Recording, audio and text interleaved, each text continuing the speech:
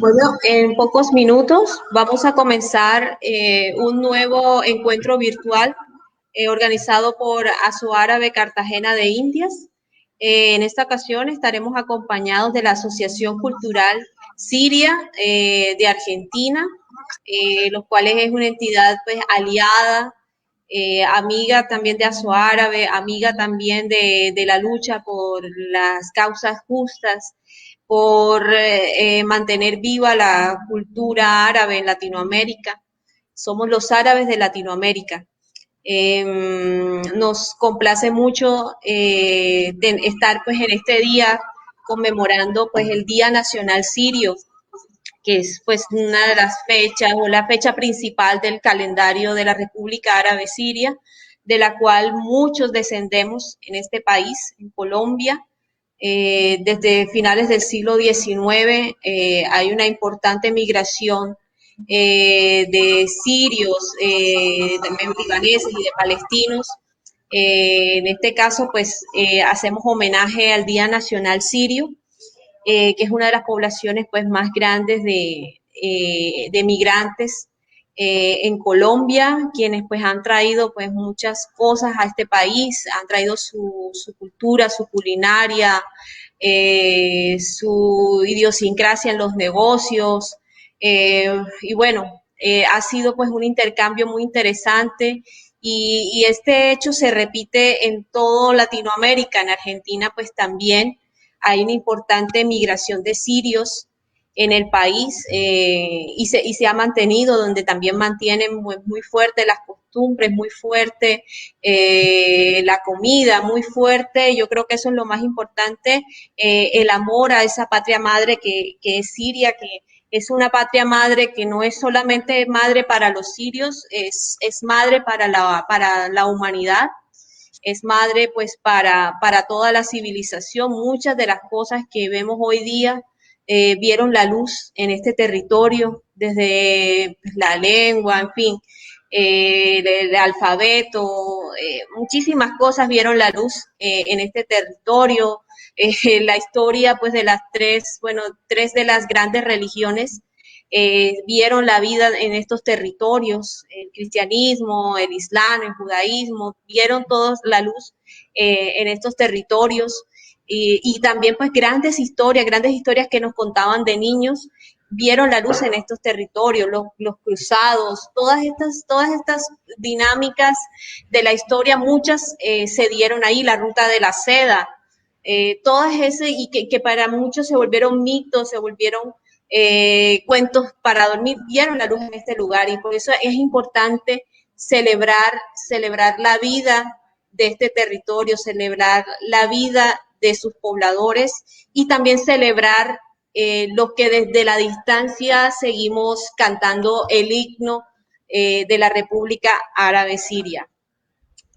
Bueno, ya voy a ingresar a nuestros invitados. Con nosotros está Tamara Lali, que es secretaria de prensa de la Asociación Cultural Siria y es también secretaria política de FEARAT, la Federación Árabe de Latinoamérica.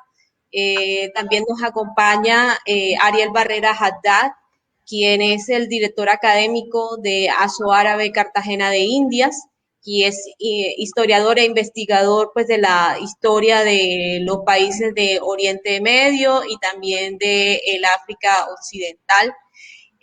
Tamara, bienvenida a Gracias. este espacio, bienvenida a Asoárabe Cartagena de Indias. Nos hace mucha ilusión hacer este evento contigo, compartir contigo.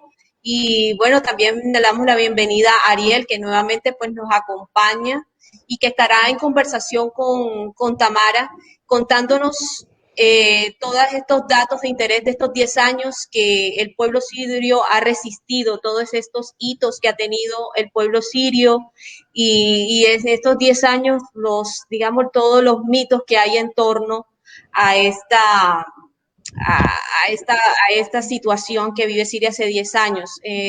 Ariel y Tamara estarán conversando. Un poco ya al final del conversatorio estaremos compartiendo pues con el público todas esas preguntas o comentarios que quieran hacer. Estaremos compartiéndolo con los invitados, así que muy atentos a la conversación y vayan pues al público, vayan preparando pues esas inquietudes que quieran que Tamara y Ariel pues les aclare. Bueno, es un gusto estar con ustedes y ya los dejo con los invitados. Muy buenas tardes. Gracias. Bueno, muchas gracias, Linda. Muchas gracias, Tamara. Bueno, es un gran placer, digamos, que estés con nosotros acompañándonos en este día. Bueno, que es en conmemoración por digamos, la independencia de Siria, que es el día de mañana. Pero bueno, lo estamos haciendo hoy. Porque usualmente utilizamos los viernes para este tipo de actividades. Bueno, Tamara, bueno, nosotros vamos a hacer un diálogo con preguntas, sobre todo porque, bueno, tú eres la persona invitada, tú tienes, digamos, una persona que ha estado en Siria varias veces. Bueno, y entonces vamos a hablar un poco, a hacer un recuento de lo que es toda estos 10 años de agresión que ha sufrido, digamos, hasta un poco más de 10 años que ha sufrido Siria, tanto su pueblo como su Estado, y digamos, todo ese proyecto de destrucción en mente y cómo ha mutado ese proyecto en cuanto a la agresión a Siria.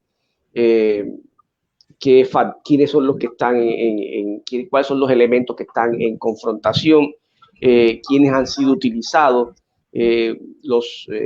digamos, el objetivo, cuál ha sido el objetivo para que se lleve a cabo este plan digamos, de agresión. Y analizar un poco de lo que es actualmente la situación y hasta dónde, digamos, la resistencia del Estado sirio y su pueblo va a resistir, porque digamos que en medida que va pasando el tiempo van cambiando las políticas de agresión, pero sin embargo es una resistencia constante y digamos que pareciera que fuera como que el que más resista digamos, durante todo este tiempo. Por lo tanto, bueno, Tamara, desde que empezó, digamos, el año 2011, se habló mucho de la primavera árabe, los medios de Occidente hablaron mucho sobre eso. Incluso, entonces, Siria estaba entre digamos, entre esos países que estaban, los medios de Occidente tenían clasificados para hacer, digamos, cambios políticos hacia una democracia, así lo manifestaba la primavera árabe. E incluso hubo personas, incluso que son solidarias con la causa del mundo árabe, que hasta fueron un poco ingenuos también creyendo al principio, creyendo en esa, digamos, esa campaña de que hasta pensaban que iban a caer las monarquías del Golfo, pero vimos que eso no ocurrió y se centró más en ciertos países árabes, y uno de ellos fue Siria, donde ha sido, digamos, más feroz y porque, digamos, la resistencia que ha habido no ha permitido. Vimos que Libia no duró mucho tiempo la resistencia, hubo fraccionamientos muy grandes, aparte de los elementos que se usaron y la capacidad de resistencia anulada que tenía Libia. Pero en el caso sirio, vimos que inicialmente se habló de unas protestas que iniciaron en ciertas partes en cierta localidad de Siria, que fue generando, digamos, digamos, la represión del Estado. ¿Hasta qué punto se puede decir que hubo represión y que esa represión generara un levantamiento armado al nivel que, digamos, se fue desarrollando? Bueno, primero quiero dar las gracias por la invitación, es un gusto.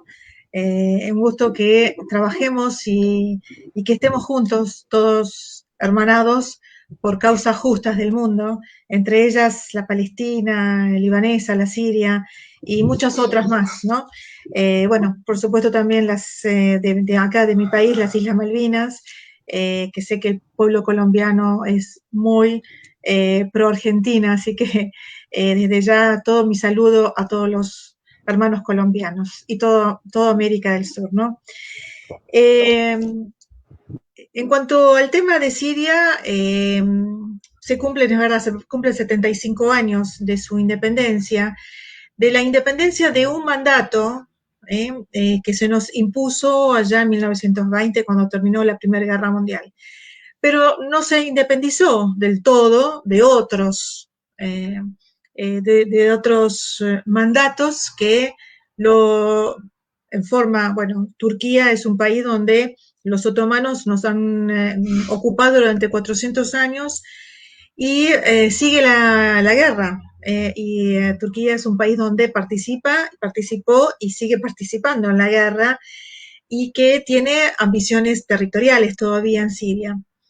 Esto para como introducirnos dónde estamos parados con el tema de la independencia, ¿no? Porque uno celebra la independencia, por supuesto, conmemoramos la independencia, pero también tenemos que decir la verdad de lo que pasa, ¿no?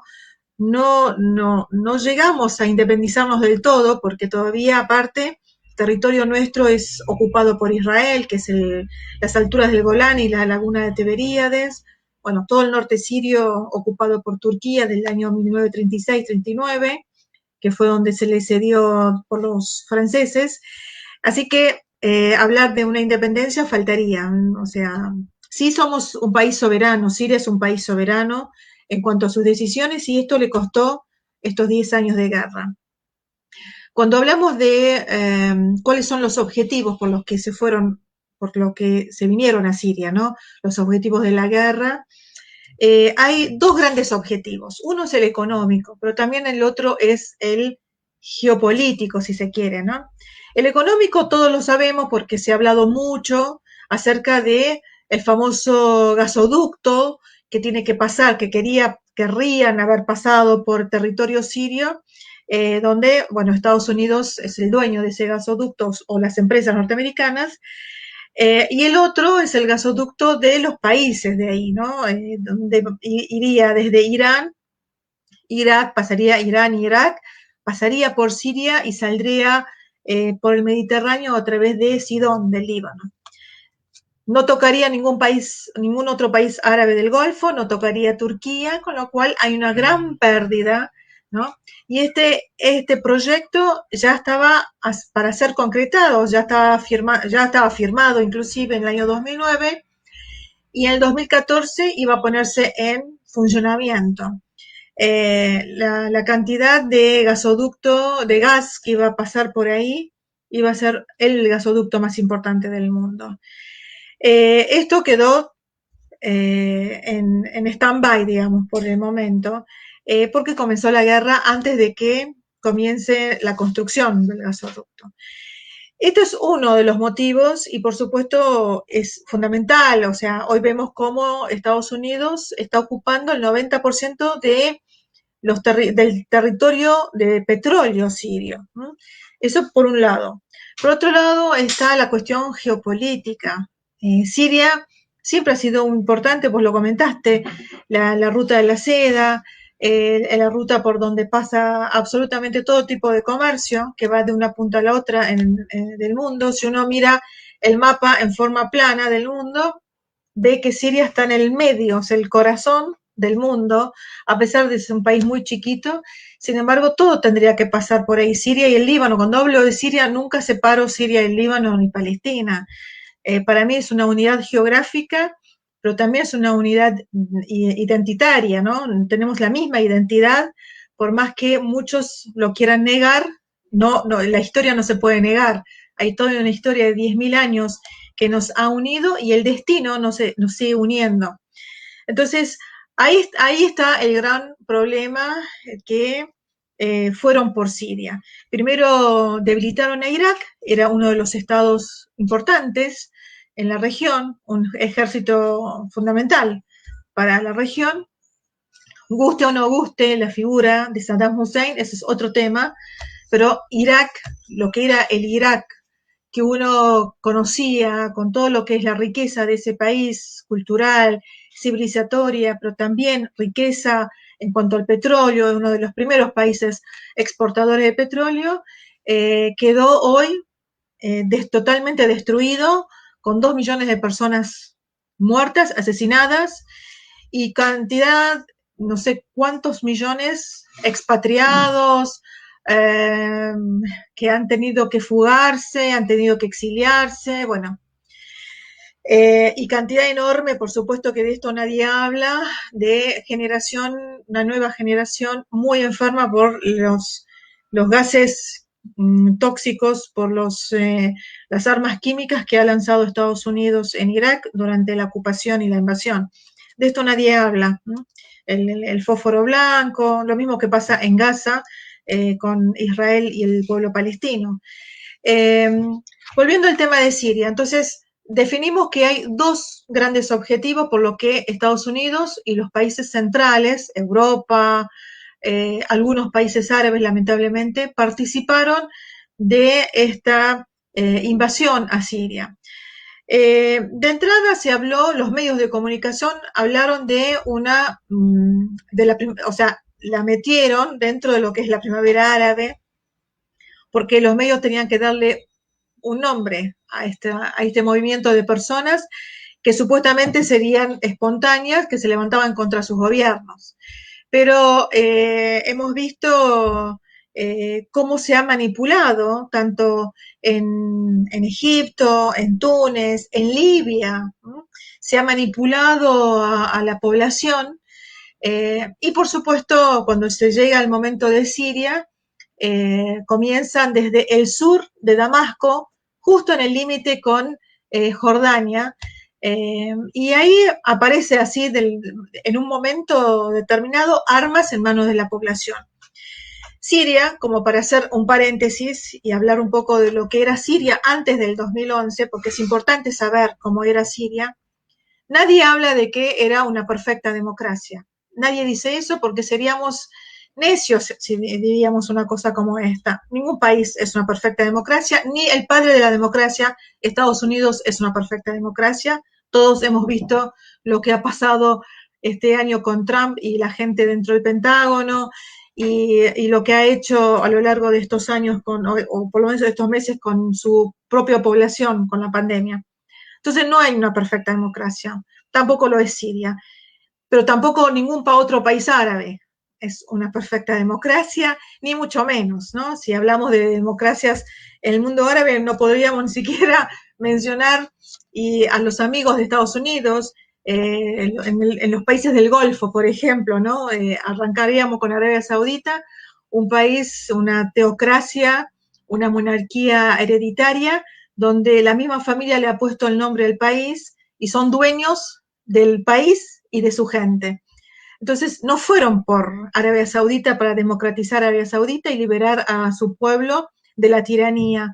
Fueron por una república, como es la República Árabe Siria. Y esa república es un Estado con un partido eje, y sobre ese partido eje, que es el partido Baas, hay otros partidos que participan de un frente nacional. Son todos partidos políticos laicos, si bien no tienen una gran participación en el Estado, no han tenido una gran participación en el Estado, sí han conformado ese frente, especialmente para una política exterior, ¿no? Pero en lo interno siempre ha sido el partido Baas el que ha dominado la escena política interna. Esto desde la década del 60. Sí, Tamara, me gustaría digamos, profundizar en ese tema. Bueno, digamos, hacer una pregunta en base a ese tema.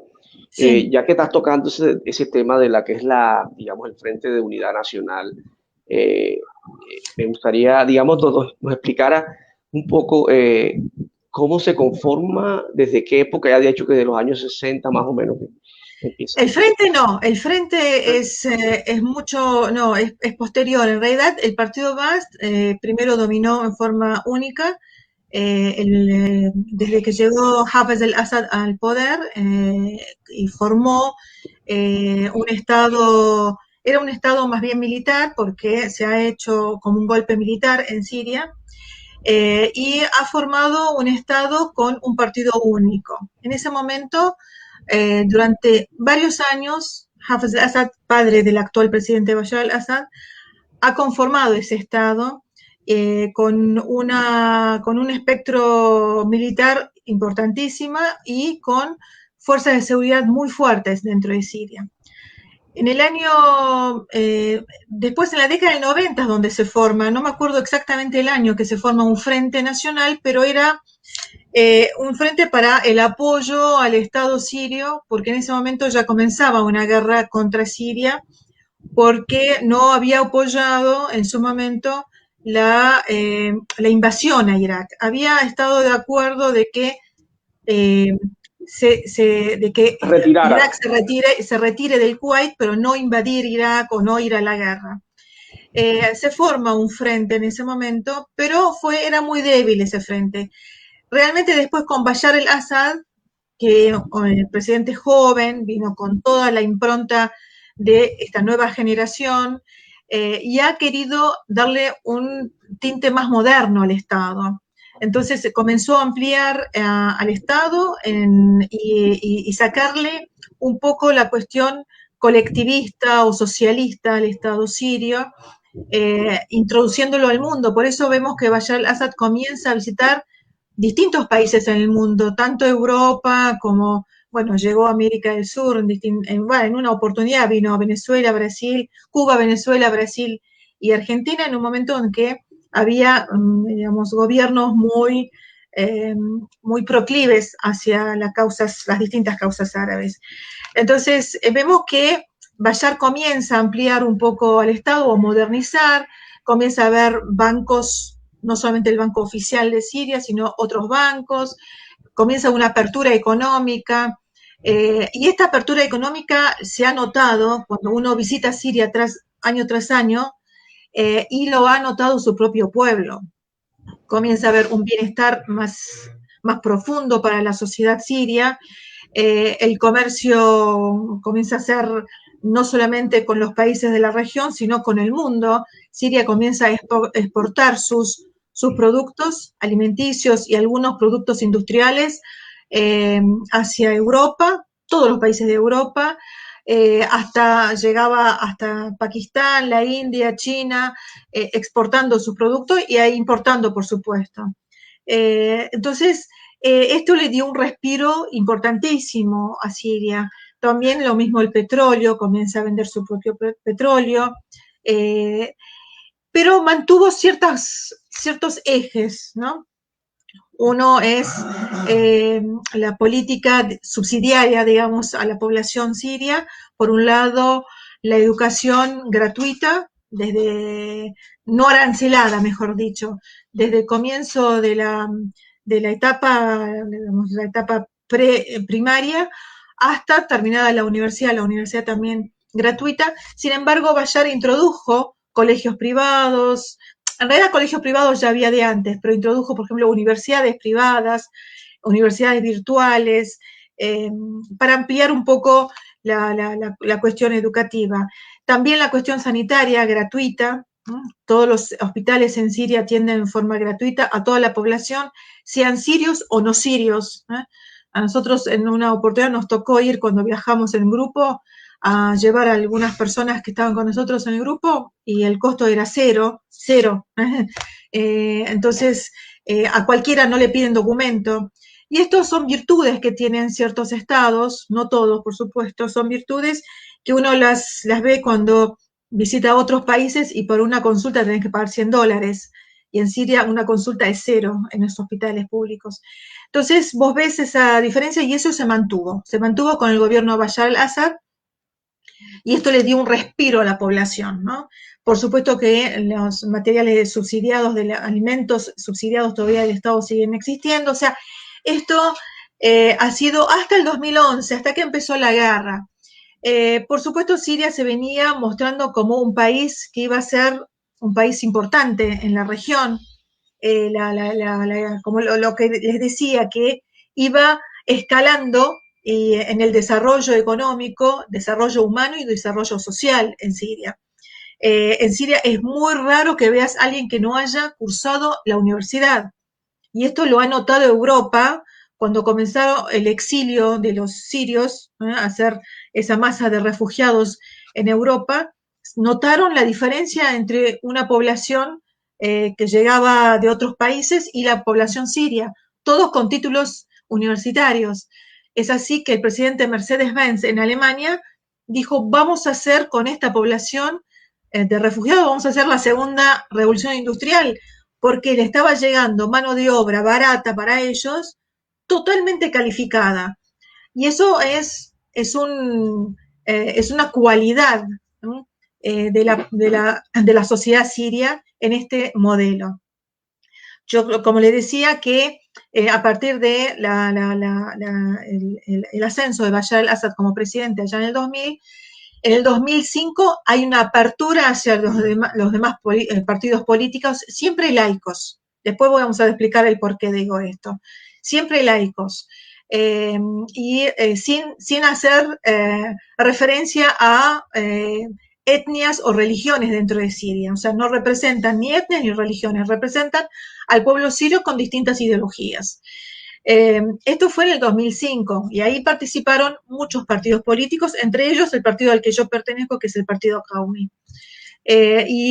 Comienza a haber una participación no muy importante a nivel que conocemos por ahí aquí en Occidente, sino comienza a haber una cierta participación política y que se le pedía cada vez más al Estado, ¿no? Y entonces había como una apertura de diálogo entre el Estado, que había sido un Estado monolítico en cuanto a lo partidario, y las demás fuerzas políticas que venían empujando para tener una apertura política. Por eso el 2011, cuando irrumpe esto que llamaron Primavera Árabe, que decían mayor libertad, es falso, porque no es que necesitaban mayor libertad, porque la libertad existía en Siria.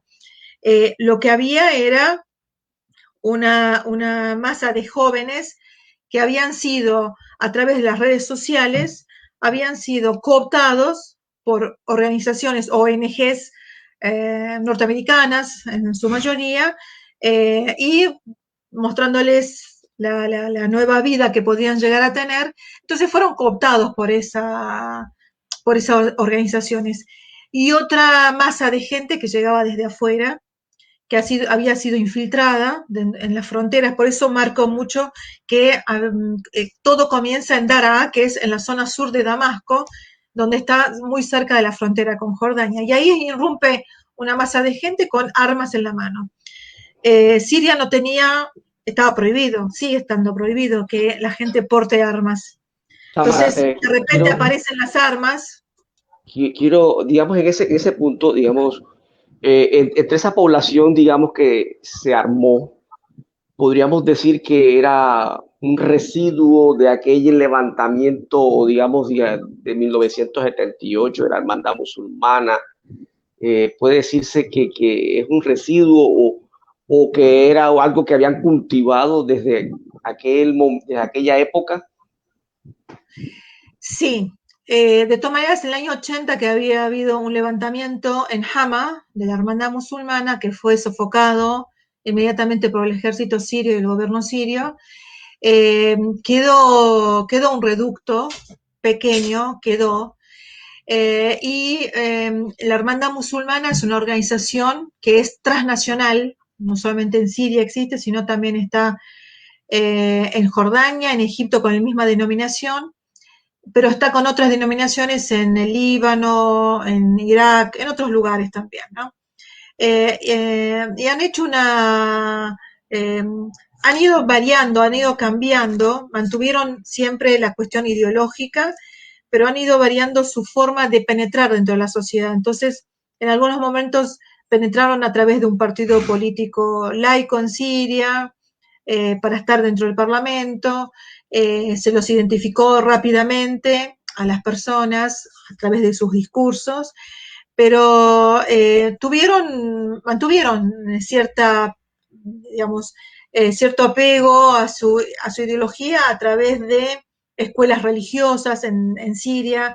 Lamentablemente en Siria se han ido construyendo muchas mezquitas, no digo lamentablemente por las mezquitas, sino con aportes extranjeros, ¿no? O sea, en cada cuadra vos ves una mezquita y el aporte es extranjero, es de Arabia Saudita la mayoría. Esto es una preparación para que esta masa de gente ideologizada y fanatizada a través de los clérigos pagos por los saudíes han ido como metiéndose en la cuestión de hacer levantamientos. La hermandad musulmana no es la primera vez que es utilizada, fue utilizada en el año 49, la vez pasada lo hablaba en mi programa de radio, fue utilizada en el año 49 cuando se hizo también un golpe de Estado por el oleoducto de Tapline, que iba a tener que pasar también por Siria, y el gobierno en ese momento se negó. Entonces utilizaron a la hermandad musulmana como un frente de choque. Siempre ha sido, la hermandad musulmana siempre ha sido utilizada o por los ingleses, bueno, es una creación inglesa, pero siempre ha sido utilizada o por los ingleses, siempre por los colonialistas de turno, y ahora por los norteamericanos. Es más, han tenido distintos nombres. O sea, la hermandad musulmana es pariente de lo que es Frente al-Nusra, que es una milicia armada, y ISIS o Daesh, que es otra milicia armada. Están emparentados en lo ideológico, en la logística, y quién los apadrina. Puede ser que uno lo padrine Qatar, el otro Arabia Saudita, pero bueno, Estados Unidos misma, Hillary Clinton misma declaró de que ellos han creado a ISIS o a los talibanes en su momento, y bueno, y eso es una declaración de la misma Hillary Clinton. Entonces sabemos quiénes son los que apadrinan esos grupos y esas ideologías, ¿no? Si querés continúo o si querés hacerme alguna pregunta. No, incluso vimos a John McCain que entró y de todas esas organizaciones. Exactamente. John McCain. El mismo Daesh. Sí, sí, sí, sí. Es más, el filósofo francés, sionista francés, ahora no me acuerdo el nombre, ahora me va a salir, bueno, él es el que visitó absolutamente todas estas revueltas, levantamientos en todas partes, estuvo en Afganistán, Henry Levy, creo que. Henry Levy, gracias. Estuvo en Afganistán, estuvo en Libia, estuvo en todas partes, estuvo en el norte de Siria, cuando hubo levantamientos en Alepo, estuvo en todas partes, o sea, se sabe cómo se fomenta y cómo se alimentan estos grupos y cuál es el objetivo de tener a estos grupos dentro de Siria peleando en Siria. Entonces, ya tenemos definido cuáles son los motivos por los que llegaron. La denominación de la primavera árabe es una denominación falsa porque en realidad nunca fue ninguna primavera para esos países. Hay alrededor de 500.000 muertos en Siria, 5 millones de exiliados, otros 4 millones o 3 millones han abandonado sus casas dentro de Siria. Entonces, no es ninguna primavera. Tampoco es una guerra civil. ¿Por qué no es una guerra civil? Porque no, digamos, la participación mayoritaria de todos los grupos que han luchado en contra del Estado sirio son extranjeros. Entonces, guerra civil es como guerra planetaria, sí, porque han llegado de 80 países, alrededor de 80 países, están hoy luchando a lo largo de estos años, hoy menos que antes. Están luchando contra el gobierno de Siria, porque la idea es el cambio de régimen por un lado, lo que ellos llaman régimen, el cambio de gobierno, derrocar al presidente Bashar al-Assad. ¿Por qué? Porque Bashar al-Assad, guste o no guste, significa soberanía para el Estado sirio, significa mucho más que el gobierno que él hoy representa. Significa poder seguir resistiendo a los planes de dominación que quieren llevar adelante Estados Unidos e Israel. Israel quiere ser el único país fuerte en la región. Entonces, destruir Irak por un lado, bueno, lo han hecho con Egipto ya en el año 78 cuando firmaron los acuerdos de Camp David, lo han neutralizado al Egipto, que tenía todo por ser la potencia árabe, han destruido Irak, han sacado de la lucha a Arabia Saudita con todo el dinero que podía aportar para la lucha del pueblo palestino. Quedaba Siria, queda Siria, porque los demás países, digamos, en cuanto a la lucha nacional y regional, no cuentan. Queda Siria y Siria había que destruirla. Por supuesto que no contaban con la resistencia de todo un pueblo y la resistencia de un ejército que está cansado. Hoy uno puede decir está totalmente desgastado, pero firme, está firme. Junto a Siria, en el año 2015, participa Rusia, la Federación Rusa e Irán para apoyar a pedido de Siria, a pedido de Siria, no lo que han hecho la coalición comandada por Estados Unidos, que lo que han hecho es una invasión a Siria porque nadie le pidió que vengan a colaborar con la lucha contra el terrorismo, porque es más, nadie, digamos, ningún país lucha contra su propia criatura.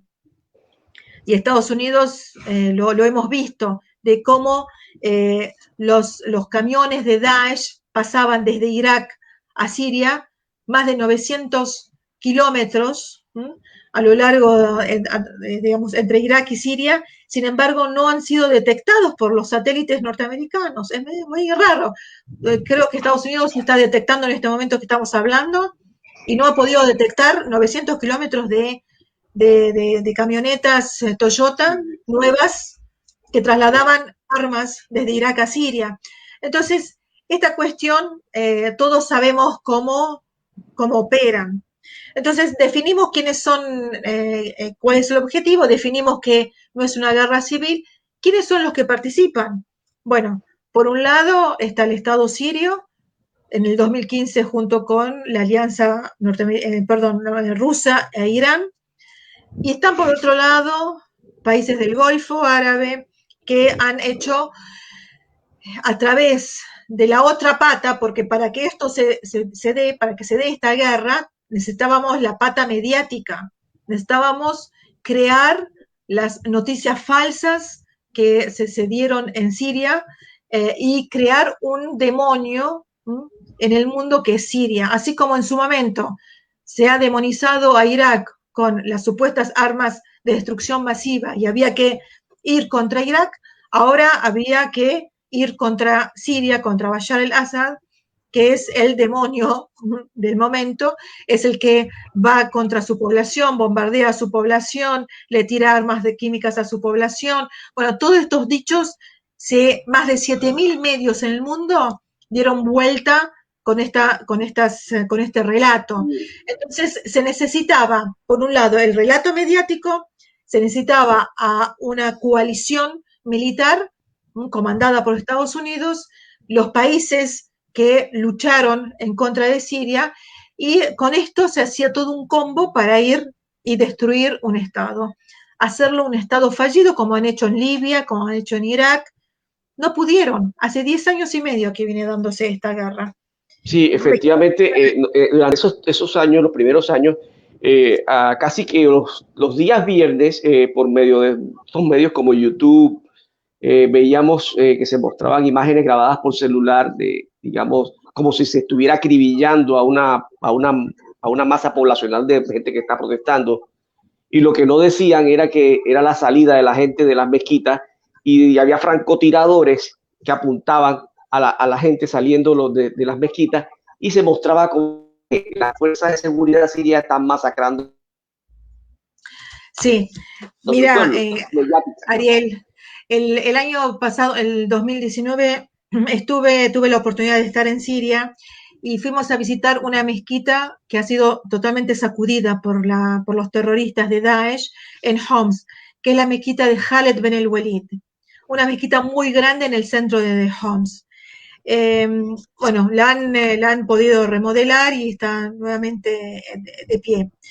He hablado con el clérigo máximo de esa mezquita, un sheikh, y le pregunté si era verdad esto de que salían desde los viernes, al comienzo, desde las mezquitas, portando armas. Y me dijo que sí, que es verdad, que había muchísimas mezquitas, por eso te decía hubo mucha financiación para la creación de estas escuelas religiosas o mezquitas de parte de Arabia Saudita. Sí, se entregaban armas en forma escondida, se las metían dentro de la mezquita en forma escondida, y cuando iban al rezo los viernes, salían con armas. Por supuesto que nadie va a decir quién era el que entregaba las armas, pero había alguien que entregaba las armas y que salían justo al mediodía después de rezar en las calles, y ahí se infiltraban los francotiradores, se infiltraban personas de otros países. Es más, el embajador de los Estados Unidos, Robert Ford, en su momento, que había estado antes en Irak también como embajador, ese embajador comandó una de las manifestaciones un viernes en Hama. Se fue desde Damasco hasta la provincia de Hama, y ahí estuvo él al frente. Hay todo un video de eso. Estuvo él al frente de una manifestación en contra del gobierno. Es muy raro que un embajador, sea de cualquier color ideológico, que esté en contra del Estado en donde está, tiene sus funciones, salga en una manifestación. Es muy raro, nunca se ha visto. Bueno, sin embargo, él, junto con el embajador, en otra oportunidad, el embajador francés Chevalier, los dos comandaron manifestaciones en contra del gobierno en Siria. Hubo una en Hama y otra en Damasco. Bueno, a ese punto de algo totalmente irracional ha sido a lo largo de estos 10 años. Es más, los manifestantes cuando salían en Siria, algunas ciudades ni siquiera había manifestaciones.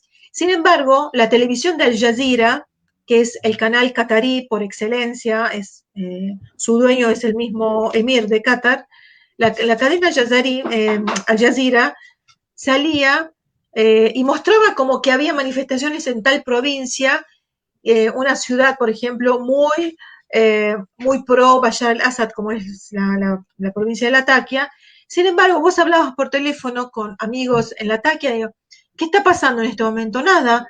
Y dice, voy a dar una vuelta por el auto y me fijo. Salían y no había nada, no había nada. O sea, crearon a través de la televisión manifestaciones que nunca sucedieron. Y así las falsas noticias que se dieron al comienzo de Siria. Es más, allá, si ustedes recuerdan, cuando fue la invasión a Irak, en el primer ataque en el año 91, llevaron, esto hago también otro paréntesis, llevaron a una chica que decían que era enfermera en Estados Unidos, la llevaron al Congreso norteamericano frente a todos los congresistas. Y esta niña, esta jovencita, lloró y les decía que ella había visto al ejército iraquí entrar a un hospital, sacar a los niños de las incubadoras, tirarlos al suelo, disparar en el hospital. Bueno, por supuesto que el alegato de esta chica, el relato de esta chica, dio pie para que absolutamente en forma unánime decidan ir a la guerra del Golfo, la primera, donde estaba Bush padre. Bueno, después se descubre que esta niña, esta jovencita, no era ni enfermera, nunca había estado en ningún hospital, porque era la hija del embajador de Kuwait en Estados Unidos. Esta es una noticia, así comenzó, o por lo menos así fue esa envergadura de las llamadas fake news. Bueno, de Siria pasa lo mismo. De Siria pasaban como que hay cárceles sirias donde se está matando, se está torturando a jóvenes sirios y a mujeres sirias.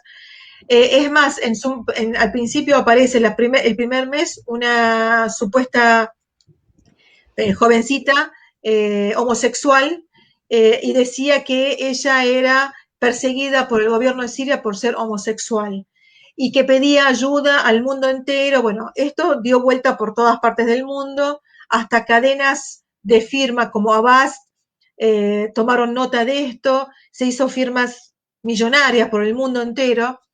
Después, la esposa de este hombre, que no era mujer, era un hombre, sale a denunciar, la esposa sale a denunciar de que el marido se hizo pasar por una mujer homosexual y que no vive en Siria, sino que estaba en Turquía y era de nacionalidad norteamericana. Todo esto está bien documentado en Internet. Bueno, Estas son las fake news que comienzan en Siria. Después el tema de las armas químicas que supuestamente el ejército tiraba a su población, hasta que apareció una organización creada por los ingleses, que es Cascos Blancos, White Helmets, y que es en realidad supuestamente una organización humanitaria que ayuda en los momentos de desastre y de derrumbe a la gente, a la población civil. En realidad lo que ha hecho es filmar, porque uno solamente pensar cómo hacen para traer filmadores al momento del desastre. ¿Dónde sacan filmadoras? ¿Cómo tienen el corazón tan frío de estar filmando mientras la gente se está muriendo? Bueno, no hay, es todo puesta en escena. Hubo una denuncia de un padre, varias denuncias, ¿no? Uno de este niño que lo pusieron en la ambulancia todo ensangrentado, un niño de 5 años, el niño Omran, y después el padre salió a decir lo que han hecho con este niño, que se lo sacaron del brazo, le pusieron tierra y sangre para que aparezca que lo sacaron de un derrumbe. Lo mismo pasó en Duma con el supuesto ataque químico en Duma. El padre se fue a La Haya a denunciar estas maniobras y estas operaciones mediáticas que hacen. Bueno, es impresionante la cantidad de fake news que están apareciendo y que fueron apareciendo a lo largo de estos 10 años. Nosotros en Argentina sabemos mucho de estas fake news, muchísimo. Bueno, allá son 10 veces más, peor todavía, porque hay una guerra, hay gente, se está muriendo gente. Y ahora estamos en medio, o sea, a medida que fue pasando el tiempo, el ejército sirio fue recuperando territorio de las manos de los terroristas y de las manos que amparan a esos terroristas. Al comienzo teníamos 2014, estaba Siria casi ocupada, menos Damasco, que nunca entraron a Damasco, y alguna que otra provincia, Tartus, Latakia.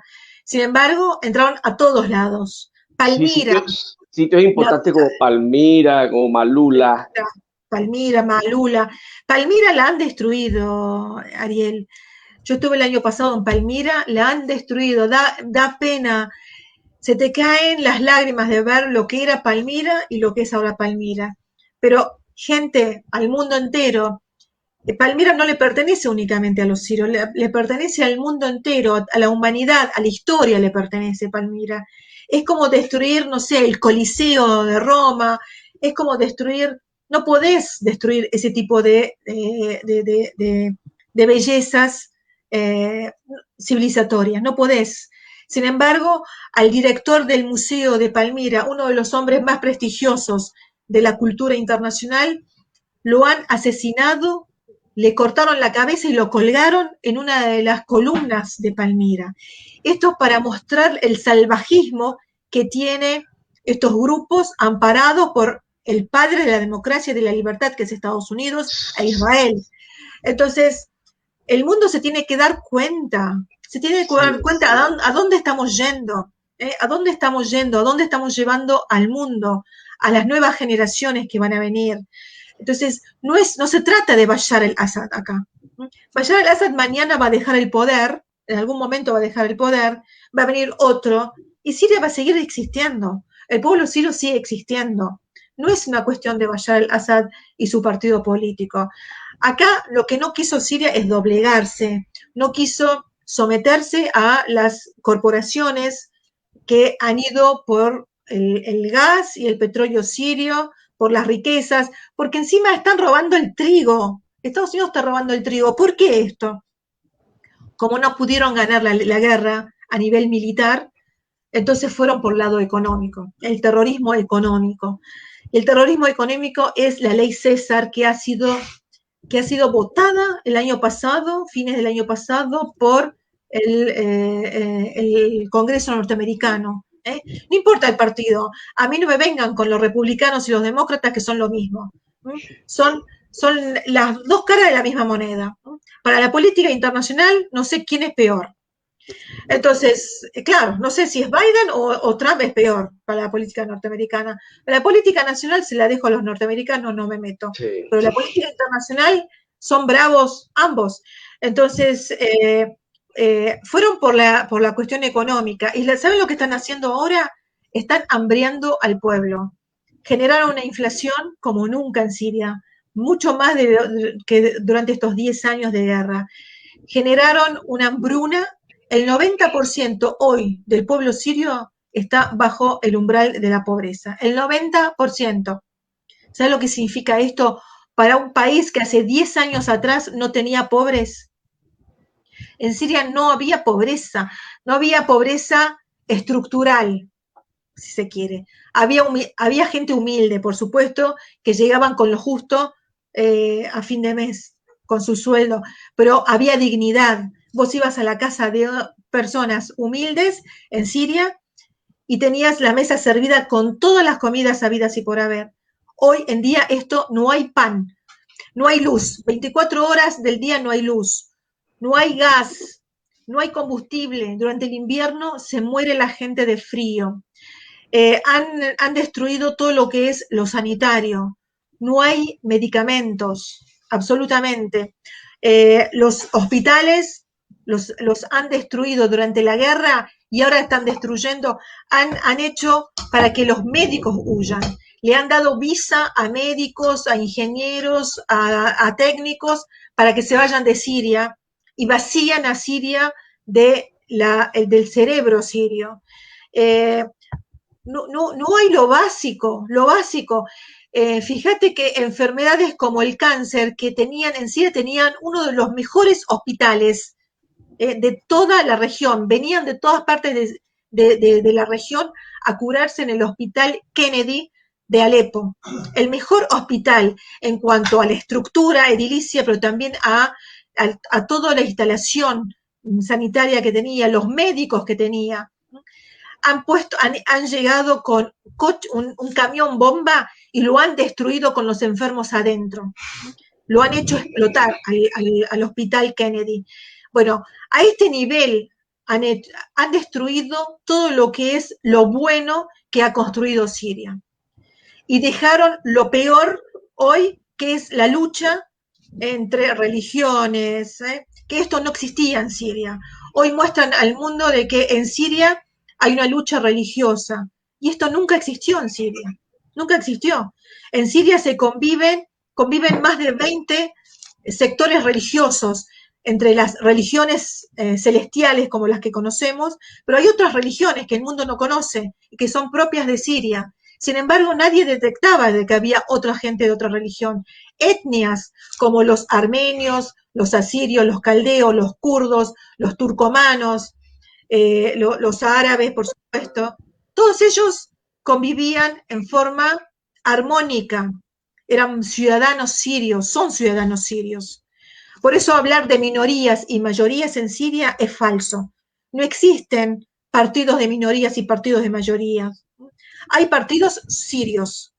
Cuando se habla de partidos laicos, tenemos que observar esto, que en un partido puede haber cristianos, musulmanes, ortodoxos, chiitas, sunitas, yazidiyín, no sé, un montón y por supuesto distintas etnias en un solo partido. Porque esta es Siria, eso ha sido Siria a lo largo de cientos de años. Y han querido destruir esto, que era un ejemplo de convivencia para el mundo. Siria daba un ejemplo de convivencia para el mundo. Han querido destruir esa cuestión tan sencilla pero tan grande, que la hace muy noble a Siria. Y esto no lo han podido hacerlo. Por supuesto que hoy la gente va por el pan. Hoy la gente va por tener electricidad, por tener combustible para poder calentarse en sus casas, por supuesto, y uno tiene que apoyar esto. No podemos dejar a los sirios solos. Tenemos que salir a juntar firmas contra la ley César, que son las sanciones económicas contra Siria que han votado en el Congreso. No es contra los funcionarios sirios, no nos equivoquemos, que las sanciones no castigan a los gobiernos, las sanciones castigan a los pueblos, porque fíjate que ningún funcionario va a estar muerto de hambre, en ningún lugar del mundo. Lo que sí mueren de hambre son los niños, las mujeres, los ancianos, no las personas, no los funcionarios. Entonces, por favor, necesitamos juntar firmas, que el mundo entero le pida a los gobiernos centrales, Estados Unidos y Europa, a la Unión Europea, que aflojen con las sanciones a todos los pueblos que han sido sancionados, especialmente Siria, que es las peores sanciones que puede haber. No hay medicamentos en Siria. A pesar de tener fábricas y laboratorios que tienen sus propios medicamentos, la materia prima que necesitan para fabricarla no está. No la pueden traer, no la pueden importar. Es que ni siquiera ha habido, digamos, han parado ni siquiera por la pandemia. No, pero fíjate, Ariel, que hasta en su propio pueblo, Trump ha asesinado a su propio pueblo, haciendo no cuarentenas, A mí dejando me llama la atención que desde hace unos 2 meses vuelven los medios otra vez a sacar los mismos argumentos de hace 11 años, hace 10 años. Y como si nos hubiéramos olvidado de todas las atrocidades que cometieron todos esos grupos que armaron, financiaron inicialmente tanto Qatar como, digamos, Turquía, digamos, de esos grupos con el llamado Ejército Libre Sirio que tanto, digamos, promoción le hizo la señora Hillary Clinton, que vimos cosas tan aberrantes como aquella escena de que en una entrevista en la BBC de Londres se entrevistó a una persona que prácticamente hizo un acto de canibalismo, que mordía el corazón de un militar sirio, y nos olvidamos de esa consigna que tenían cuando entraron en Homs, que destruyeron a Homs. Decían que los alawitas a la tumba y los cristianos a Beirut. Y los medios al mismo tiempo promocionando como si fuera un conflicto religioso, porque decían que era una casta dominante de una minoría religiosa contra una mayoría sunni, y olvidándose que la mayoría del componente digamos, del ejército sirio, en un 70%, son, digamos, provienen de la confesión suní, como si hubiera un conflicto religioso. Hemos regresado a esos argumentos otra vez nuevamente, los medios de comunicación, para tapar toda esta que está pasando últimamente, este ahogamiento económico contra el pueblo sirio, contra el robo, el saqueo que inicialmente Turquía hizo digamos, de los hidrocarburos en el nororiente de Siria, que Rusia, digamos, fue la que paró eso, pero nuevamente, digamos, con la ayuda, digamos, de otro elemento étnico en la zona que fue acogido en Siria en cierta época, que son los kurdos, y se hicieron digamos, aumentaron su población porque los kurdos no eran muchos, pero desde, digamos, la represión que hubo en Turquía, mucha población kurda emigró a Siria y han crecido, demográficamente crecido mucho. Y entonces hoy se les está ofreciendo a esos kurdos un estado, como la construcción de un estado, lo que es el nororiente de Siria y parte de Irak. Un estado lo que va a generar es otro problema como el que se generó en Palestina en 1948, porque a la larga lo que va a haber es una limpieza étnica contra por las poblaciones que no son kurdas, por generar ese estado, como la población árabe o la población de lo que es los arameos, los ashuri, que viven también en la zona. Entonces... Sí. A ver, el tema de los kurdos es un tema importante en este momento, parecería, ¿no? Porque los kurdos viven en Siria desde hace muchos años y son sirios. Por supuesto que a medida que fueron naciendo, es lo que vos decías, había poca población en Siria, la mayoría están en Irak y Turquía, kurdos que han llegado desde otros lados del mundo y que en Siria aparecen allá cuando hubo esa represión turca contra los kurdos y se trasladan. Siria les dio asilo, como dio asilo a los armenios en su momento cuando fueron masacrados por los turcos, como les dio asilo a los yarkas, después a los palestinos del 48. O sea, Siria fue abriendo espacios para las poblaciones que necesitaban huir de la injusticia. Y el tema de los kurdos siempre fue un tema como si fuera una minoría autónoma, siempre fue tratado por los poderes de turno. Por supuesto, ellos aceptaron el apoyo de Estados Unidos apenas comenzó la guerra, porque en un momento ellos apoyaban al ejército sirio en contra de las ambiciones turcas. Y de repente, bueno, terminan siendo aliados de los norteamericanos, ocupan las milicias que fueron armándose gracias al aporte norteamericano, están ocupando una de las zonas más ricas de Siria en cuanto a petróleo y en cuanto a tierra fértil, ¿no? Todo el noreste de Siria es un territorio muy rico, pero también ahí viven armenios, como decías vos, viven los ayurín, viven caldeos y viven árabes también, o sea, sirios de origen árabe. Por los demás también son sirios de origen ayuri o origen caldeo o origen arameo o origen turcomano, son todos sirios. Entonces, lo que quiere Estados Unidos es darle autonomía a esa porción de población en contra, en desmedro a los otra población siria. Y esto es para hacer lo que han hecho en Irak, un proyecto secesionista. No les bastó con el Sykes-Picot, que han dividido a toda una nación en 5 estados, ahora quieren volver a dividir. Y están forzando a esto. Fíjense que permanentemente utilizan a Daesh de acuerdo a sus necesidades. Hasta hace 2 meses atrás, los kurdos los tenían a Daesh a una cantidad enorme de combatientes de ISIS en sus cárceles en Hasakeh. De repente, por orden de Estados Unidos, les pidió que los larguen y se fueron al Tanaf, que es una puntita que hay entre Jordania, Irak y Siria. Es una triple frontera donde ahí tiene una base Estados Unidos y tiene un campo de refugiados, que es más que un campo de refugiados, un campo de concentración, y permanentemente los largan, los sacan, los ponen, o sea, están a merced de lo que Estados Unidos diga, su decisión es la que vale. Y los kurdos han sido la herramienta que han utilizado Estados Unidos para ir en contra de los turcos por un lado, en contra de los sirios y del gobierno sirio, en contra de la población local.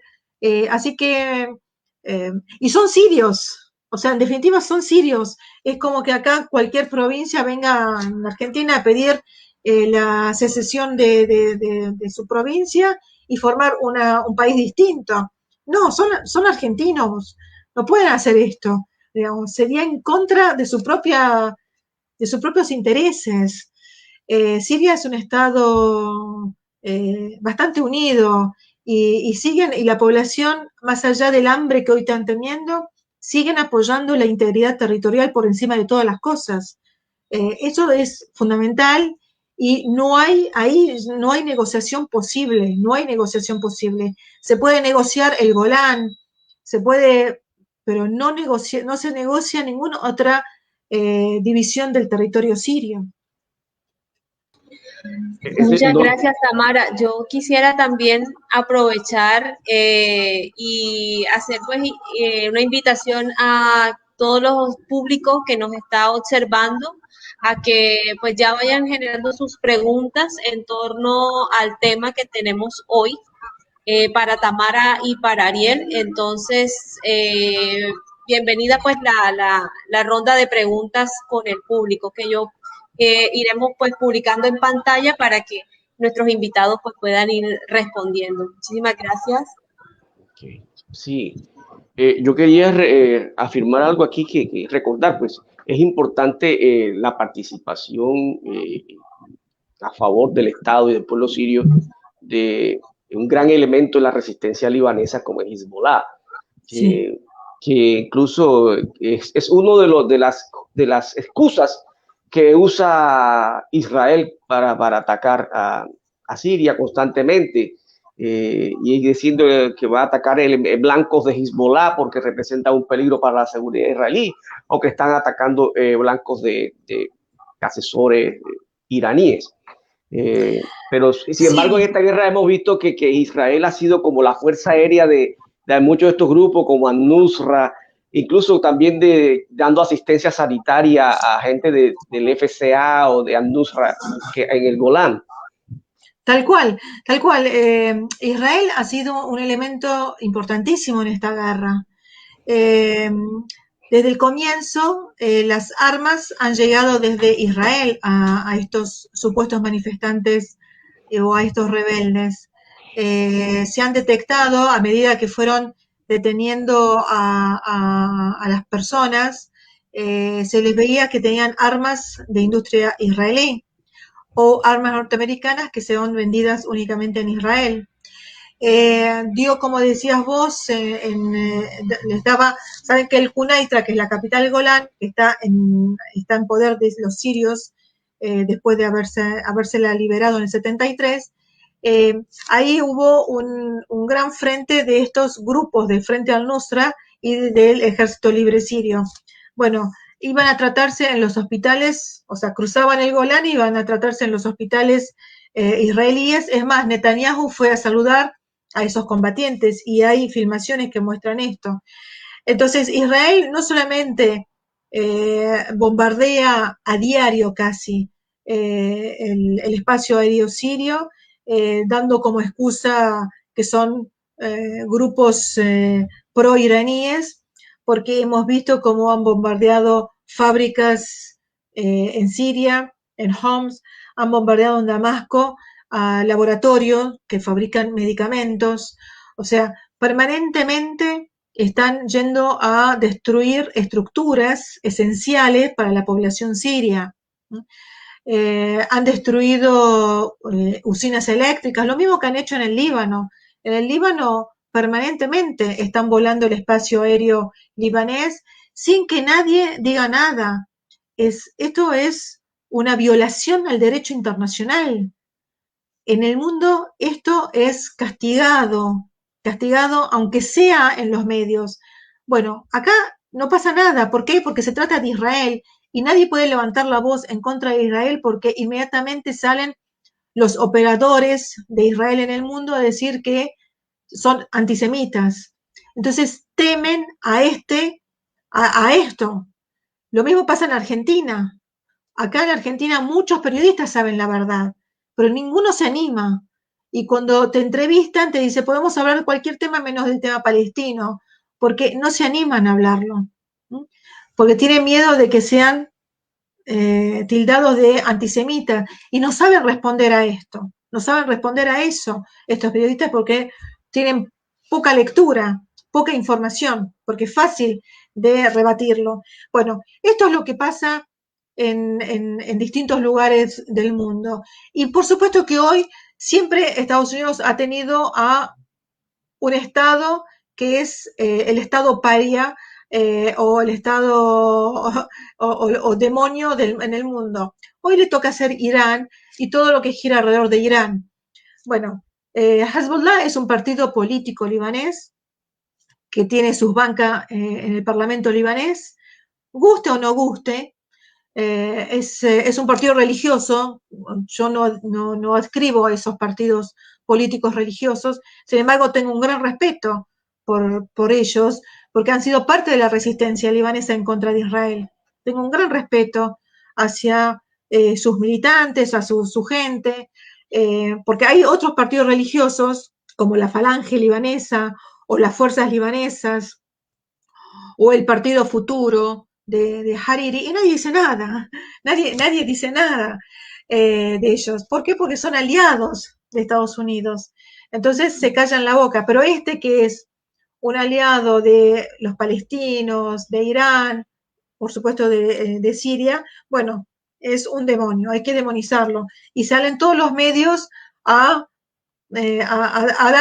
poner el pie en ese relato que siempre sale de los Estados Unidos o de los estados, que en definitiva son los dueños de esas cadenas de noticias. En definitiva son los que ponen la plata para que esas cadenas de noticias sigan informando a la población. Hoy en día la guerra es una guerra mediática, fundamentalmente, más que las guerras de armas. Hoy es una guerra mediática. Quien gana el espacio en los medios es el que gana en la guerra, ¿no? Es así, o sea, no podemos decir que, porque Siria ha ganado la guerra militar. Siria ha recuperado casi el 90% de su población. Sin embargo, hoy vemos cómo todavía sigue siendo hostigada en los medios, sigue siendo demonizada, bueno, y por supuesto la guerra económica, fundamental. Hoy es fundamental la guerra económica. Bueno, Tamara, ya tenemos aquí varias preguntas del público que ya podemos ir pues respondiendo. Tenemos una de Mariana Ceballos que nos pregunta, el padre sostenía un gobierno socialista, me imagino que se refiere a Hafez al-Assad, papá de Bashar al-Assad. Entonces, sí, digamos, es un socialismo distinto al socialismo que conocemos en Occidente. El socialismo sirio, si se quiere, o el socialismo árabe, porque también el presidente de Libia, Muammar Gaddafi, también hablaba de un socialismo. Es un socialismo más bien en lo económico. Perdón, justo me llama por teléfono en este momento. Voy a apagarlo, perdón. Bueno, es un socialismo económico en cuanto a estructuras como las grandes estructuras del Estado, las grandes empresas en manos del Estado, los bancos en manos del Estado. O sea, en eso era socialista. Ha hecho una revolución agrícola donde ha distribuido las tierras, ya no habían quedado ya en manos de terratenientes, sino quedaban en manos de los agricultores. Digamos, en ese sentido era socialista. Por supuesto que en Siria el capitalismo, o sea, los grandes comerciantes siguieron existiendo a pesar del gobierno socialista. Por eso es una mezcla. El socialismo sirio, es una mezcla. O sea, los comercios, no había propiedad colectivista en todo, ¿no? Sino se respetaba la propiedad privada, los grandes comercios. Les cuento algo, en Alepo, si uno visitaba Alepo antes del 2011, antes que sea destruida, había multimillonarios que ni siquiera figuraban en la revista Forbes, pero eran más millonarios que los grandes de Estados Unidos y de Europa. Los palacetes que tenían, yo lo he visto, los palacetes era una cosa infernal. Bueno, estos son dueños de grandes compañías en Siria propias que tienen 700, 800 años, que han heredado de sus tatarabuelos. Y siguieron existiendo. Comercializaban con el mundo entero, enviaban sus productos a distintos lugares del mundo. Y estos eran los comerciantes y que sostuvieron a Bashar al-Assad en esta guerra. Como Estados Unidos apuntaba hacia ellos para ver si ellos iban a ser el sostén de esta supuesta revolución, no fue así, entonces fueron y los destruyeron. Fíjense que Turquía se ha robado 2.000 fábricas de Siria. Así las montó en grandes camiones y se las llevó a Turquía y después fueron vendidas a Qatar. Esas son las grandes empresas de estos grandes multimillonarios sirios que ahora están en distintos lugares del mundo. Por supuesto, tuvieron que huir de Siria. Y aún han vuelto a fundar sus fábricas en otros lugares. Bueno, ojalá vuelvan a Siria y traigan todo su dinero a Siria, pero han sido robados, han sido saqueados, y esto es un silencio, casi nadie lo conoce.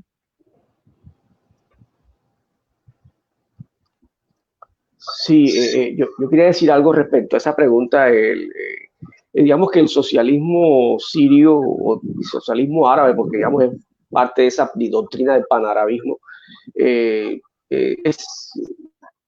no es como el socialismo marxista, más bien una especie de keynesianismo, podríamos decirle, porque, digamos, permite la sociedad mixta en las cuestiones económicas y la importancia del Estado en lo que son los manejos de los recursos de la nación, lo que es la minería, los hidrocarburos, la educación, los servicios públicos. Bueno, ahí está el control del Estado y es digamos que es un aporte de lo que es el socialismo. Por lo demás, sí se permite el libre comercio, la oferta y la demanda en lo que es ya, digamos, actividades comerciales, incluso actividades industriales que no son, digamos, que involucren, digamos, recursos energéticos o recursos minerales. No, seguro, seguro. Aparte, bueno, sigue igual, a pesar de que, como les decía al comienzo, que Bashar al-Assad liberó muchas áreas económicas, como por ejemplo el tema de bancos, o sea, hay bancos que son extranjeros.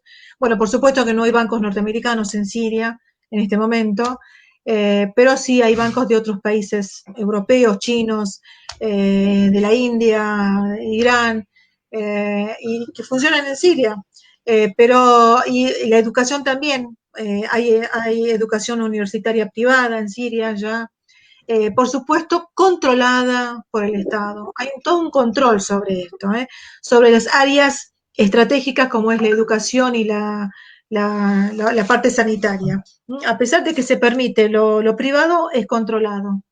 Bueno, vemos esta pregunta que nos hace Fernando Lapetti. ¿El apoyo ruso-iraní será insuficiente para lograr la soberanía de Siria? Bueno, ¿qué nos dice Tamara? A ver, Siria sigue siendo soberana, o sea, no lo va a lograr ni Rusia ni Irán. En todo caso, lo va a seguir logrando el pueblo y el ejército sirios. Irán y Rusia vinieron a apoyar las indicaciones que da el presidente de Siria, que es el comandante en jefe de las Fuerzas Armadas sirias. Esto es en lo teórico. En lo práctico, Siria, hay una parte ocupada de Siria que es el 10% de la zona del mapa actual de Siria, ¿no? Porque después tenemos, como decía al comienzo, que hay todo el norte sirio, que son alrededor de 170.000 kilómetros cuadrados, ocupado por Turquía desde la década del 30, y después tenemos el Golán ocupado por Israel. Pero el resto de lo que es la República Árabe Siria, salvo estos dos espacios geográficos, el 90% está en manos del Estado sirio. Quedó todavía una porción que sigue estando en manos de Turquía, que está ocupando una parte del norte de Siria, y Estados Unidos están ocupando parte de Siria. Como les decía, hay bases militares norteamericanas en forma ilegal en Siria. Hay bases militares rusas en forma legal en Siria porque están bajo la legitimidad que le ha dado el Estado sirio. Entonces, ¿alcanza con esto? No alcanza. No alcanza. Porque hoy, como decía, hoy la guerra no es únicamente una guerra militar, hoy es una guerra económica y mediática. Entonces hay que apuntar hacia esos tres frentes. Por un lado, lo militar, sin olvidarse lo económico y lo mediático. Lo mediático es tan fuerte como lo militar. Si no nos damos cuenta de esto, es porque estamos mirando hacia otro siglo. Hoy lo mediático, cómo se está financiando los grandes medios, son los que cambian la opinión pública permanentemente. Yo te puedo hacer creer de que Siria es un país que viene matando a su gente en breves minutos, mostrándote falsas imágenes, mostrándote estadísticas falsas, información falsa, y esto lo hago distribuir en todos los medios de comunicación. Fíjense lo importante que es esto, que antes de crear al Ejército Libre Sirio, que lo han creado los norteamericanos en Siria, crearon una oficina de información en Londres que se llama Observatorio Sirio de Derechos Humanos. Esa oficina fue creada en fines de febrero del 2011, antes que irrumpa lo que se llamó revolución en Siria. Y fue creada por los servicios ingleses con dos hermanos sirios que vivían en Londres desde hace mucho tiempo y que eran dueños de un local de comida, que no tenían la menor idea de lo que es el periodismo. Sin embargo, lo pusieron enfrente de esto, y si ustedes hoy revisan, no solamente durante estos 10 años, hoy revisan los grandes medios de comunicación en su país y en el mío, acá en la Argentina, todos los medios de información, de derecha, de izquierda, los progresistas, los más radicalizados, bueno, absolutamente todos los medios se informan a través de esa fuente, el Observatorio Sirio de Derechos Humanos. Fíjense lo importante que es la información y quién maneja la información. El que maneja la información es el que gana la guerra.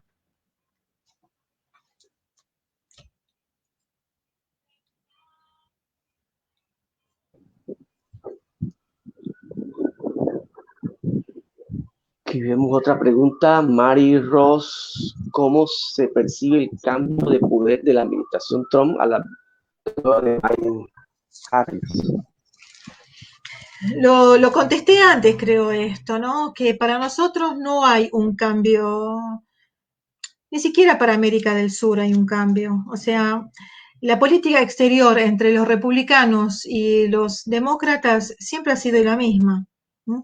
Con respecto a América Latina o con respecto al mundo árabe, siempre ha sido lo mismo. Pueden aflojar un poco con el tema de China, pueden aflojar un poco con el tema de Irán, pero con lo que respecta a Palestina, por ejemplo, es fundamental para nosotros. Palestina, a pesar de todo, a pesar de la guerra en Siria, a pesar de la guerra dentro del Líbano y de la crisis económica que vive el Líbano, a pesar de todo, Palestina sigue siendo la causa central nuestra. Es el corazón nuestro, Palestina. Y vamos a seguir defendiendo a Palestina, aunque muchos palestinos por ahí no quieran. Palestina es nuestra, es de todos nosotros. Las administraciones norteamericanas, cualquiera sea, siempre han apoyado al Estado de Israel. Algunas en forma verbal mucho más fuerte, como ha hecho Trump, que ha declarado a Jerusalén como capital de Israel, han ido a celebrar ese evento, han hecho el negocio del siglo, bueno, un montón de cosas. Esto lo ha hecho mucho más expreso Trump. Biden sigue siendo la misma. Biden ha sido el vicepresidente de Obama en la época que querían invadir Siria, que han apoyado las tantas veces que ha bombardeado Israel a Gaza. O sea, no hay un cambio hacia nosotros. Eso no solamente ahora, siempre ha sido así, siempre. Los republicanos y los demócratas, hay diferencia para adentro de ellos. Para el lado externo es lo mismo.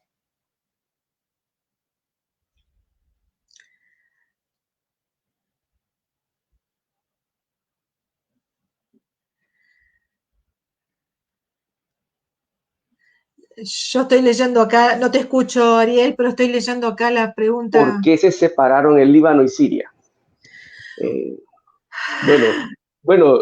Yo podría responder digamos... Te doy el lugar a vos. Bueno, cuando se habla de Siria, en cierta época, o sea, es mucho más allá de lo que es la República Árabe de Siria. Siria es mucho más allá, es Bilad el-Sham, es Palestina, Jordania, es lo que es actualmente la República Árabe de Siria y lo que es el Líbano. Lo que es el territorio del Estado del Líbano es algo que nació como el Gran Líbano, que digamos es el separatismo o la separación la hizo Francia durante su mandato colonial desde 1920. Entonces, ellos crearon el Estado el dominio colonial del Líbano desde, digamos, unas divisiones políticas preestablecidas desde la época otomana, como era el Vilayato de Beirut, el Sancajato de lo que era, parte del Sancajato de Damasco, que incluía el Bekaa del Líbano y Hasbaya, también parte del norte del Líbano actual, que era Trípoli, que hacía parte incluso del Vilayato de Beirut, y lo que es Jabal Amal, que es el sur del Líbano, o también le dicen Bilad Beshara, le llamaban en aquella época. Entonces, esa unión de esos territorios fue lo que se conoce como el Gran Líbano, y que posteriormente en el año 1946 se conoció como República del Líbano. Es una separación que fue hecha por los colonialistas franceses, digamos, a petición de ciertos grupos religiosos, políticos religiosos líbanos que querían tener un estado aparte, y que Francia, digamos, apoyó esa idea, e incluso a Siria no solamente se le cercena esa parte, sino también, como dijo Tamara, hace digamos, al inicio de este conversatorio, una parte de lo que es Alejandreta, que se le cedió a Turquía en 1939. Podemos ver que a Siria se le ha cercenado territorio, e incluso lo que es actualmente el territorio sirio, en la década del 20, el colonialismo francés lo intentó también dividir en confesiones religiosas. Así como creó un Líbano, pensaba crear un Líbano para el cristianismo, tenía ciertas partes como crear un estado alawita al norte, al noroccidente, al sur un estado druso, y el resto del territorio un estado de Islam sunni. O sea, querían dividir a la población según confesiones religiosas. Y por eso es que vemos esa separación, pero el pueblo sirio, el pueblo libanés, son un mismo pueblo. Eso lo dijo Hafez el-Assad durante la guerra del Líbano. Dijo, somos un mismo pueblo, dos estados. Tal cual. Esa división fue acordada entre los ingleses y los franceses por lo que se llamó el acuerdo Sykes-Picot, un acuerdo secreto, y que se descubre gracias después a los rusos, descubren esta operación de división, y que se dio después en el Tratado de Sèvres, y cuando y cómo se llevó a cabo, bueno, lo que eran en ese momento las Naciones Unidas, se llamaba Sociedad de Naciones, que son los ganadores de la Primera Guerra Mundial. Ellos determinan quién va a ser el ocupante en ese momento de esta división. Entonces le dieron a los franceses lo que es hoy Siria y el Líbano, terminó dividiéndolo, y a los ingleses lo que es hoy Irak y Palestina. Bueno, Jordania no existía porque fue parte del territorio palestino, y bueno, y así se terminó haciendo la división. Y a veces, es más, en la década del 30, en el Líbano, muchos grupos salieron en manifestación en contra de dividirse de Siria. Sin embargo, como todavía estaba ocupada el Líbano por los franceses, esas manifestaciones fueron reprimidas, encarcelados su gente, la gente que salió a manifestarse, y bueno, y a los políticos en su momento se les dio ciertas prerrogativas como para que El estado confesional. Un poco. Exactamente. Y es así que todavía en Siria no existe esas divisiones geográficas, religiosas o étnicas, porque se disolvió esa cuestión, pero en el Líbano todavía existe. Allá en Jabal Druz, o en la zona de Keserwan, que es toda cristiana, o Trablos, que es el Shuf, bueno, la zona de Trablos, que es toda sunita, digamos, está bien dividida, está bien definida la cuestión, y esto no, los distintos gobiernos, en lugar de hacer amalgamar a la población para que esto se disuelva y para que esas divisiones terminen siendo parte del pasado, no, siguieron nutriéndola los distintos gobiernos en el Líbano, lamentablemente, ¿no? Acá hay otra consulta, me parece. Sí, Estados Unidos financiando al Daesh tiene como objetivo lograr el caos en la región y de esta manera disolver la consolación de los estados como el sirio. Sí, sí. A ver, la cuestión de Daesh, fíjense que ellos quieren hacer un califato donde estaba la nación siria, o sea, unir Irak, Siria, por supuesto el Líbano quedaría dentro de esta unión, y formar ese califato, y bueno, por supuesto la idea de ellos es extenderse. De esta forma, ellos, como son los padres de la criatura, dominarían los campos petroleros más importantes de la región, que sería Irak, Siria y el gas que pasa por Siria, y quedarían como, y por supuesto que aparecería Israel ahí como el único país democrático, entre comillas, frente a estos países dominados por el fanatismo religioso de Daesh. Y, bueno, por supuesto que la idea de ellos es esta, es romper esa frontera que ellos mismos han creado, esas fronteras físicas, diluirlas para luego formar los cantones étnicos religiosos, ¿no? Que lo han hecho en Irak, o sea, la división que han hecho en Irak del Kurdistán autónomo y después de zonas chiitas y sunitas, lo quieren replicar en las demás partes de la gran nación siria. Bueno, esta ya fue la última pregunta. Muchas gracias, Tamara. Nos dice Gracias a Fernando ustedes. Lapetti. Bueno, Muchas gracias. Tamara, bueno, bueno, esperamos que haya gustado, digamos, este evento que hemos armado en conmemoración con Siria y su pueblo.